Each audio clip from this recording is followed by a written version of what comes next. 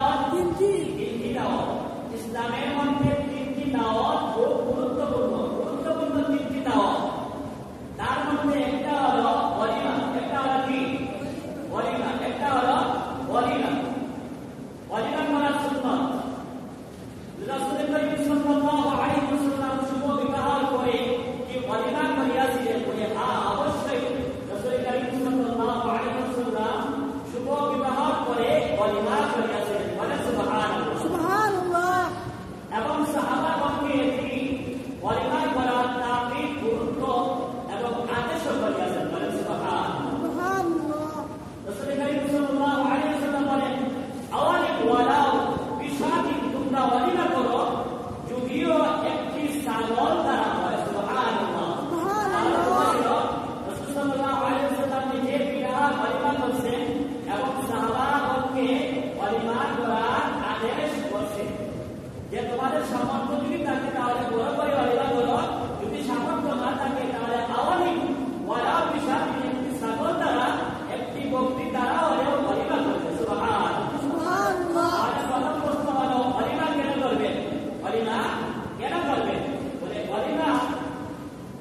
ওয়ালিমা হচ্ছে আপনার জন্য একজন মহিলা জীবন সঙ্গিনী হওয়ার জন্য বাবার বাড়ি নিজের জন্য গ্রহণ যে বাড়ির মধ্যে করেছেন ওই বাড়ি ছেড়ে আপনাকে জীবন সঙ্গী হওয়ার জন্য, জীবন সঙ্গী বানানোর জন্য, আপনাকে সুখ শান্তি দেওয়ার জন্য একজন মহিলা আপনার বাড়ির মধ্যে চলে আসছেন।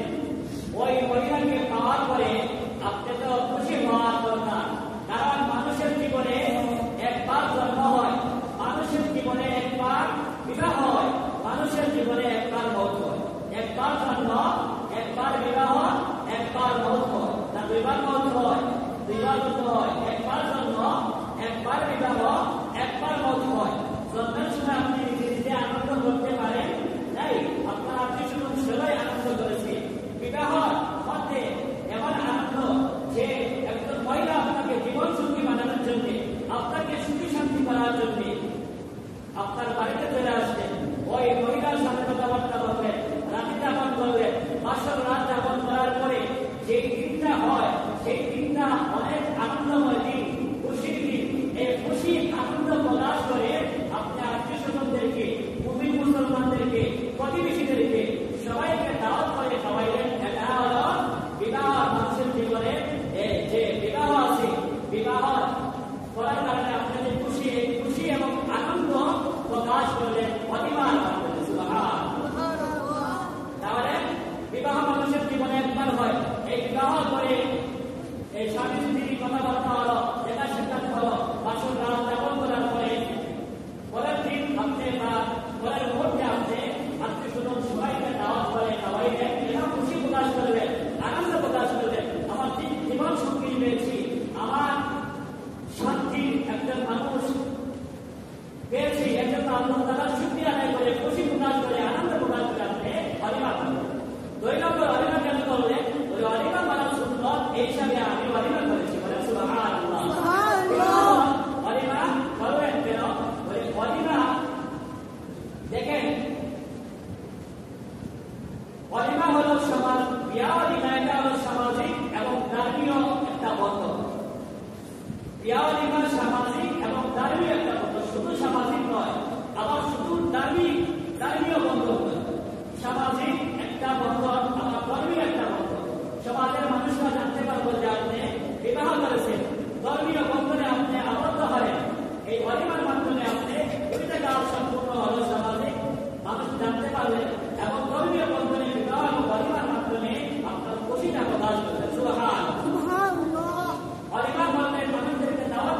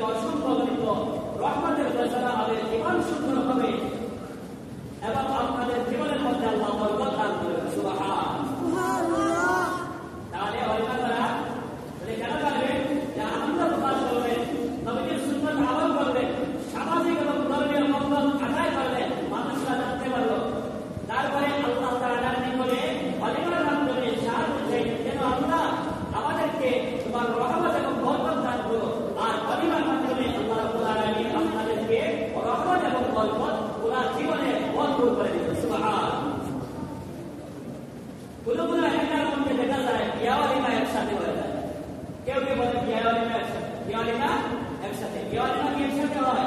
এটা সুন্নত বলে না নয়, সুন্নত নিয়ম নয়। বিয়ে ওয়ালিমা একসাথে হয় না।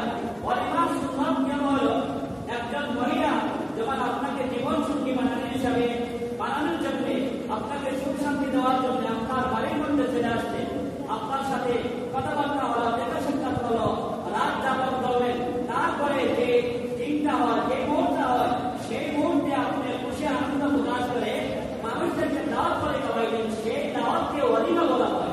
আর কেউ কেউ কোন এলাকার মধ্যে আছে যে বলেন বিয়ে ওয়ালিমা একসাথে, বিয়ে ওয়ালিমা একসাথে হয় না, বরং সুন্নত ওয়ালিমা হলো স্বামী স্ত্রীর কথাবার্তা বলার পরে, দেখা সাক্ষাৎ হওয়ার পরে, রাত যাপন করার পরে যে সময়টা আসে, যে মুহূর্তটা আসে, যে দিনটা আসে, এই দিনটা হলো আনন্দের দিন। এই আনন্দ প্রকাশ করে যে মানুষদেরকে আত্মীয় স্বজনকে খাওয়ানো হয়, দাওয়াত করা হয়, এই খাবারকে ওয়ালিমা বলা হয়। 4 নম্বর প্রশ্ন হলো তাদেরকে আপনি ওয়ালিমার দাওয়াত দিবেন। শুধু আমরা তো অনেক সময় দাওয়াত দিলে শুধু গরিবদেরকে দাওয়াত দেই, গরিবদেরকে বঞ্চিত রাখি, দাওয়াত দেই না। বলে ওয়ালিমার দাওয়াত হোক, যে কোনো দাওয়াত হোক, বিশেষ করে ওয়ালিমার দাওয়াত আপনি ধনী গরিব সবাইকে দিবেন, আত্মীয় স্বজন প্রতিবেশী সবাইকে দিবেন, দাওয়াত দিবেন। হাদিস শরীফের মধ্যে আছে যে দাওয়াতের মধ্যে গরিবকে দাওয়াত দেওয়া হয় না, যে খাবারের মধ্যে গরিব অংশগ্রহণ করে না, ওই খাবার মধ্যে বরকত থাকে না, ওই খাবার নির্দিষ্ট খাবার বলেন নাউযুবিল্লাহ। যে দাওয়াতের মধ্যে শুধু ধনীদেরকে দাওয়াত দেওয়া হয়, দাওয়াত করা হয়, গরিবদেরকে দাওয়াত করা হয় না, যে খাবারের মধ্যে শুধু ধনীরা অংশগ্রহণ করেন, গরিবরা অংশগ্রহণ করেন না, রাসূল করিম সাল্লাল্লাহু আলাইহি ওয়াসাল্লাম ওই দাওয়াত এবং ওই খাবারকে নির্দিষ্ট খাবার বলছেন, নির্দিষ্ট দাওয়াত বলছেন, নাউযুবিল্লাহ। আর যে খাবারের মধ্যে একজন গরিব অংশগ্রহণ করতে পারে, যে দাওয়াতের মধ্যে গরিবরা থাকে, ওই দাওয়াত এবং ওই খাবারের মধ্যে আল্লাহ রাব্বুল আলামিনের পক্ষ থেকে বরকত দান করা হয়, ওই খাবার সর্বোৎকৃষ্ট খাবার। বলেন সুবহানাল্লাহ। তাদেরকে দাওয়াত দিবেন বলে ধনী গরিব সবাইকে ওয়ালিমার দাওয়াত হোক, যে কোনো দাওয়াত হোক, সবাইকে দাওয়াত দিবেন না, শুধুমাত্র ধনীদেরকে দাওয়াত দিবেন। এইরকম করবো না ইনশাআল্লাহ। তাহলে ইসলামের মধ্যে 3টি দাওয়াত খুব গুরুত্বপূর্ণ। তার মধ্যে 1 নম্বর হচ্ছে ওয়ালিমার দাওয়াত। 1 নম্বর কি? ওয়ালিমার দাওয়াত। 2 নম্বর হচ্ছে আকিকার দাওয়াত। 2 নম্বর কি? আকিকার দাওয়াত। আকিকার দাওয়াত, আকিকা বলা সুন্নাত। রাসূল করিম সাল্লাল্লাহু আলাইহি ওয়াসাল্লাম শুভ জন্মগ্রহণ করার পরে নবী সাল্লাল্লাহু আলাইহি ওয়াসাল্লামের দাদা আব্দুল মুত্তালিব 7 নম্বর দিন নবী সাল্লাল্লাহু আলাইহি ওয়াসাল্লামের জন্য খুশি আনন্দ প্রকাশ করে আকিকা করেছিলেন এবং নাম রেখেছিলেন মুহাম্মদ সাল্লাল্লাহু আলাইহি ওয়াসাল্লাম। তাহলে নবী সাল্লাল্লাহু আলাইহি ওয়াসাল্লামের জন্মগ্রহণ করার পরে নবীর দাদা আব্দুল মুত্তালিব আকিকা করছেন। কি করছেন? আকিকা করছেন 7 নম্বর দিন এবং নাম রাখছেন মুহাম্মদ সাল্লাল্লাহু আলাইহি ওয়াসাল্লাম। এবং রাসূল করিম সাল্লাল্লাহু আলাইহি ওয়াসাল্লাম জীবনে আকিকা করার তাকিদ করছেন, নিজে এগুলো আমল করছেন। বলে কেন আকিকা করবে? প্রশ্ন কেন আকিকা করবে? বলে এর উত্তর হলো আল্লাহ তাআলা আপনাকে সন্তান দান করেছেন, চাই ছেলে হোক চাই মেয়ে হোক। এই সন্তান যে আল্লাহ তাআলা দান করেছেন, আল্লাহ তাআলার পক্ষ থেকে যে আপনি একটা নিয়ামত পাইছেন, এই নিয়ামতের শুকরিয়া আদায় করে, খুশি প্রকাশ করে, আনন্দ প্রকাশ করে আপনি আকিকা করবেন। একটা জন্তু কুরবানি করবেন, জবাই করবেন, আকিকা করবেন। 2 নম্বর সুন্নাত আমল হলো নবী সাল্লাল্লাহু আলাইহি ওয়াসাল্লাম আকিকা করছেন। তাহলে 2 নম্বর আমল হলো সুন্নাতের উপর আমল হয়। 3 নম্বর এই আকিকার মাধ্যমে আপনি আল্লাহ তাআলার নিকটে আপনার সন্তানের জন্য পুরা জীবন সুখী শান্তি থাকার জন্য, সমস্ত আযাব বালিয়া বিপদ আপদ থেকে মুক্তি পাওয়ার জন্য, বড় বড় আযাব গজব থেকে রক্ষা পাওয়ার জন্য আল্লাহ তাআলা নিকটে চাইলেন। বলেন সুবহানাল্লাহ। এই আকিকার মাধ্যমে আল্লাহ তাআলা নিকটে আপনার সন্তানের মঙ্গল কামনা করলেন। বলে আল্লাহ আমার সন্তানকে, চাই ছেলে হোক মেয়ে হোক, সন্তানকে আপনি জীবনে বড়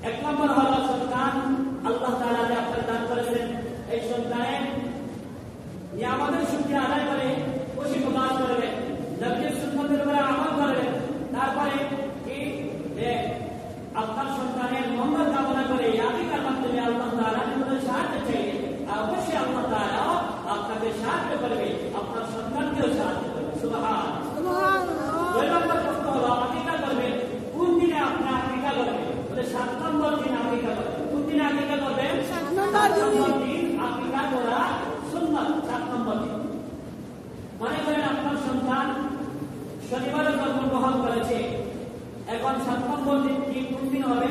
বলে শুক্রবার। পরের শুক্রবার 7 নম্বর দিন হবে। যদি রবিবারে জন্মগ্রহণ করে তাহলে পরের শনিবারে 7 নম্বর দিন হবে। 7 নম্বর দিন আকিকা করা সুন্নাত। বলে সুবহানাল্লাহ। সুবহানাল্লাহ। 7 নম্বর দিন 3টা কাজ করা পিতামাতার উপরে দায়িত্ব, কর্তব্য। বড়দের উপরে দায়িত্ব, কর্তব্য। কয়টা কাজ? 3টা কাজ। কয়টা কাজ? 3টা কাজ। 1 নম্বর হলো 7 নম্বর দিন আপনাদের সন্তান জন্মগ্রহণ করেছে, ওই 7 নম্বর দিন আপনি আকিকা করবেন। 2 নম্বর দায়িত্ব হচ্ছে মুসলমানি ইসলামী সুন্দর অর্থবোধক একটা নাম রাখবেন। 3 নম্বর কাজ হচ্ছে যদি আপনার সম্পদ থাকে তাহলে ওই সন্তানের মাথার চুল মুন্ডাইয়া কামাইয়া ওই সন্তানের মাথার চুল কামাইয়া মুন্ডাইয়া ওই চুল ওজন করিয়া চুল পরিমাণ ওজন পরিমাণ সোনার রূপা অথবা এই পরিমাণ মূল্য আল্লাহ তাআলার রাস্তার মধ্যে দান সদকা করেন। বলেন সুবহানাল্লাহ। 7 নম্বর দিন কয়টা কাজ? 3টা। কয়টা কাজ? 3টা কাজ। 1 নম্বর হলো আকিকা করা, 2 নম্বর হলো মুসলমানি সুন্দর অর্থবোধক একটা নাম রাখা, 3 নম্বর হলো যদি আপনার সন্তানের মাথা চুল মুন্ডাইয়া কামাইয়া ওই চুলগুলা ওজন করিয়া চুলের পরিমাণ সোনার বা আল্লাহ তাআলার রাস্তার মধ্যে দান সদকা করা। কারণ সন্তান প্রতিদিন জন্ম হয় না, একদিন জীবনে জন্মগ্রহণ করেছে। সারা জীবন আপনার সন্তান এগুলো জানবে, বুঝবে, আপনার জন্য দোয়া করবে, খুশি হবে যে আপনি তার কর্তব্য দায়িত্বগুলো পুরোপুরি আদায় করেছেন। দায়িত্ব কর্তব্যগুলো পুরোপুরি আদায় করেছিলেন, এগুলা জানবে, বুঝবে। তাহলে 3টা কাজ। 7 নম্বর দিন আকিকা করা, 7 নম্বর দিন সুন্দর অর্থবোধক নাম রাখা, 7 নম্বর দিন মাথার চুল জড়াইয়া কামাইয়া ওজন করিয়া যদি সম্পদ থাকে তাহলে কি করা? দান সদকা করা, সোনার রূপা অথবা টাকা পয়সা দান সদকা করা। যদি সম্পদ না থাকে তাহলে কি করবেন? আমল করবেন, মাথা ঘুরাইবেন, এটা সুন্নাত আমল। তাহলে 7 নম্বর দিনের আমল পাইলাম। বলে আকিকা করবেন, কোন জন্তু দ্বারা আকিকা করা সুন্নাত আমরা অনেকে জানি না। সরাসরি সুন্নাত হলো হাদিস শরীফের মধ্যে এসেছে যে আপনার সন্তান যদি ছেলে হয় তাহলে ছেলে যদি হয় তাহলে 2টা ছাগল আকিকা করা সুন্নাত। সুবহানাল্লাহ। 2টা ছাগল সরাসরি হাদিসের আমল হয়ে যায়, সুন্নতের উপরে আমল হয়ে যায়। আপনার সন্তান যদি ছেলে সন্তান হয় তাহলে 2টা ছাগল যদি আকিকা করতে পারেন তাহলে সরাসরি সুন্নাত হাদিসের উপরে আমল হয়ে যায়। সুবহানাল্লাহ। আর যদি মেয়ে সন্তান হয় তাহলে 1টা ছাগল আকিকা করবে। এখন যদি আপনার আত্মীয়-স্বজন বেশি থাকে, ছাগলে আর 2 কেজি মাংস সুস্থ হয়, এইরকম যদি দিতে দেন তাহলে আপনার আত্মীয়-স্বজনদেরকে খাওয়ানো সম্ভব হবে না। এখন কি করবেন? ছাগল দিবেন না, গরু দিবেন না, ভোট দিবেন। এইরকম বলা যায় সাহাবায়ে কেরামের জীবনে একজন সাহাবা ওনার সন্তান জন্মগ্রহণ করার পরে খুশিতে আনন্দে আল্লাহ তাআলার শুকরিয়া আদায় করে একটা উট দ্বারা আকিকা করেছেন। বলে সুবহানাল্লাহ। দ্বারা আকিকা করা জায়েজ আছে, গরু দ্বারা আকিকা করা জায়েজ আছে, কিন্তু সুন্নাত আকিকা সরাসরি আমল এবং সরাসরি সুন্নাত হলো যদি ছেলে সন্তান হয় 2টা ছাগল আকিকা করা, আর মেয়ে সন্তান হইলে 1টা ছাগল আকিকা করা। 2টা নাম, 2টা জাত আল্লাহ তাআলার রাস্তার মধ্যে আকিকা করা। আরে আপনি একটা ছাগল একটা গরু দিতে পারেন অথবা 2টা ছাগল দিলেন, আর বেশি যদি মানুষ হন তাহলে বেশি মানুষদেরকে খাওয়ানোর জন্য 10টা 20টা গরু জব করে খাওয়ান, এতে আপনি খাওয়ানোর সওয়াব আল্লাহ তাআলা আপনাকে দান করবে, সুন্নাত সওয়াব দান করবে। তাহলে কাদেরকে খাওয়াবেন? আকিকার গোশত দাওয়াত করে কাদেরকে খাওয়াবেন? বলে আগের মতো বিয়ারিমার মতো ধনী গরিব ছোট বড় এলাকার প্রতিবেশী আত্মীয়-স্বজন সবাইকে খাওয়াইবেন। এখানে শুধু ধনীরা খাবে, গরিবরা খাবে না, গরিবরা খাবে, ধনীরা খাবে না, প্রতিবেশীরা খাবে না, সবাইকে যাদের খাওয়ানোর এই সামর্থ্য হয় তৌফিক অনুযায়ী আপনি ধনী গরিব আত্মীয়-স্বজন প্রতিবেশী সবাইকে খাওয়াবেন। 3 নম্বর ইসলামের গুরুত্বপূর্ণ দাওয়াত হলো একজন মানুষের নতুন একটা ঘর করছে। কি করছেন? নতুন একটা ঘর করছে। ওই ঘরে নতুন ভাবে বাড়ি দিবেন, নতুন করে ঢুকবেন। ওই নতুন করে ঢুকার আগে মানুষদেরকে দাওয়াত করিয়া খাওয়াইলেন, কিছু পড়াশোনা দুরূদ শরীফ তিলাওয়াত জিকির-আজকার করলেন, বরকত খাওয়ার জন্য দাওয়াত করে খাওয়াইলেন, পড়াশোনা করে নতুন করে পানি দিলেন। এটা 3 নম্বর ইসলামের গুরুত্বপূর্ণ দাওয়াত। এইরকম দাওয়াত দেওয়া, এইরকম দাওয়াত দিলে এবং গ্রহণ করা উভয়ের সওয়াবের কাজ থেকে কাজ উত্তম কাজ। আল্লাহ রাব্বুল আলামিন আমাদের সবাইকে এই 3 প্রকার গুরুত্বপূর্ণ ইসলামের 3 প্রকার দাওয়াত, এই দাওয়াতগুলো আল্লাহ তাআলা আমাদেরকে জেনে শুনে বুঝে সঠিকভাবে সঠিক নিয়মে আমল করার তৌফিক দান করুন। আল্লাহুম্মা আমিন।